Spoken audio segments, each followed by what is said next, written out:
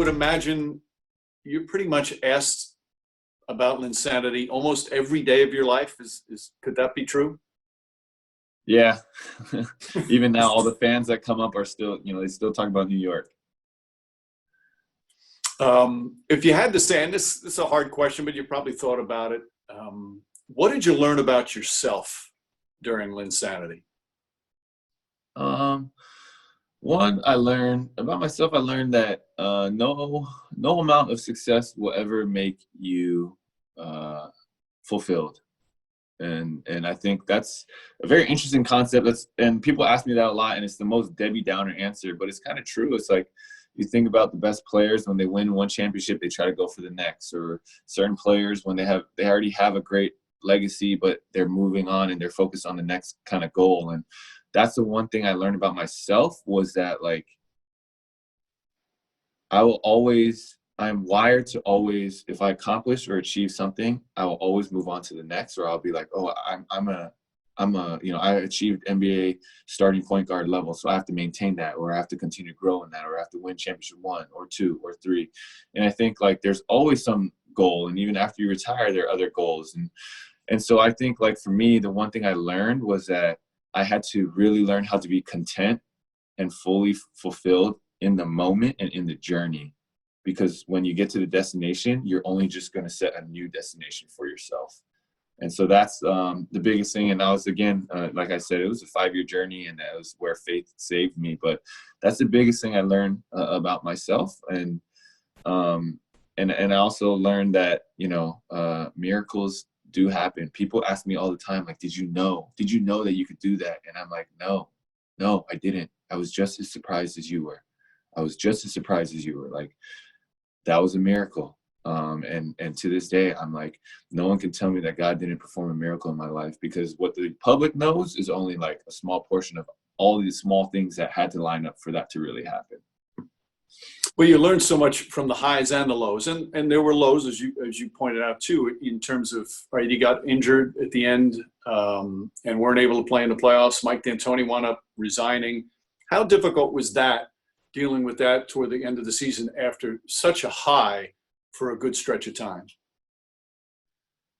Yeah, I mean, that year, I feel like I went through, like, what someone might experience in 7 to 9 years in the NBA. Like, I experienced in that 1 year. And we had so much spotlight, and we had, the drama, and and D'Antoni resigning, and we had all this other stuff. And then we had, at that time, the Heat, Miami Heat, with, the big three. And so, I mean, it was a lot.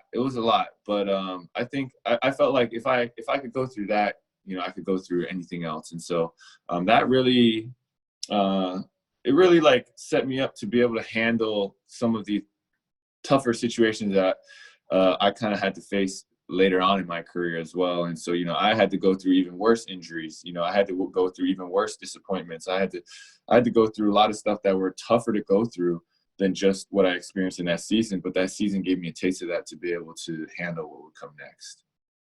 Well, you've never struck me, and obviously by your comments here, that you're somebody who looks backward. You're always looking forward. And again, your faith is a big part of that. But when you do look back at what an amazing time that was, and then Houston comes calling and they offer you an incredible contract that's impossible not to say yes to. And you have to leave a place that gave you so much joy, and, roller coaster ride as well. Any regrets at all of not staying in New York? I know that, again, that's part of the business of the NBA, but it was such a special relationship there for a while. Yeah, and I'm not sure if I've ever even said this publicly, because in my mind, like you said, I'm looking forward, and I think, yeah, I'm not sure if I said this publicly, but I don't have any regrets, because really, to me, like, I didn't really have a decision. Like, I only had one contract. I was only offered one contract. We couldn't get anything from any other team, and so. And I had to go find a contract from somebody. And I remember when Houston gave the offer, I promised you, I had just finished a workout, and I got into my car, got the phone call from my agent, and I said to him, I said, can you tell Houston to lower the offer? Like, this is too much. I was like, can you tell Houston to lower the offer, because I wanted to go back to New York, and I wanted New York to match. And so again, it was like you said, the time there with the fans and everything, it was so special. I was like, I need to go back to New York. Like, that's where my heart is. And so I called my agent, and I was like, hey, find a way to get Houston give me a less good of a contract so that New York will match it. And he said we can't. Like, he's like, this is Houston's final offer. Like, we've been talking to them for a week, 2 weeks, 3 weeks. Like, this is it. We're at the end. Like, and this is the only offer that you got. You have to sign it. And so I remember signing it. And again, this is no disrespect to Houston. At that time, I didn't know anything about the organization or the city. I just knew New York. And so I actually was trying really hard. I was like, man, we got to find a way to make this contract, like, bring down the money, bring down the years, whatever we need to do, like, make it easier so that it's not like a poison pill. And that's honestly where my heart was at. And it obviously didn't happen. But in my mind, I was like, all right, well, I still hope that New York matches, and there's still a chance. But it was a long 72 hours. I've lived my whole life in New York and been a sports fan. Very few athletes have been embraced like that immediately. And in such a short time, and sometimes Knicks fans don't understand, you only played 35 games, yet you were so embraced and were such a part of New York sports lore. Again, if you can just express your feelings on what New York and the fans meant to you. I mean, it was the most special, precious moment. And in the in the previous question you asked about regrets, my biggest regret is that I didn't soak in every second of that experience. That's my biggest regret. My biggest regret is that I was too immature and young to really learn how to not take that for granted.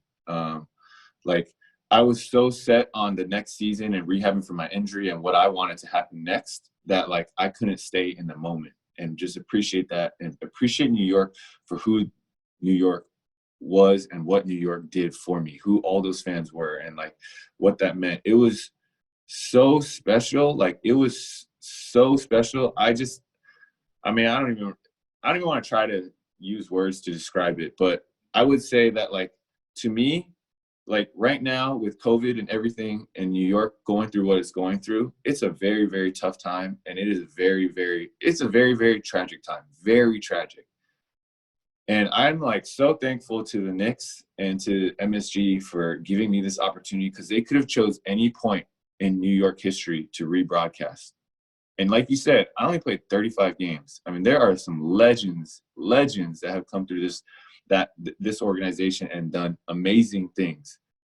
And they choose to broadcast Linsanity. And that stretch is what they're using right now to inspire everyone who is going through what everyone is going through in New York with COVID. I mean, that is incredible to me. Like, that is a shout out to the Knicks. That's a shout out to MSG. That is a shout out to the fans. That is a shout out to New York. Like, it is, I'm still blown away that people even remember that, because in my mind, it's so long ago. Like, but for people to still have some emotional attachment and for it to be the singular moment in Knicks history that they want to elevate and to use for inspiration, like, I'm still learning to this day in 2020, I'm still learning the impact and the special, like, how precious that time was. And so again, for me to be a part of this right now is like, I'm kind of floored and grateful.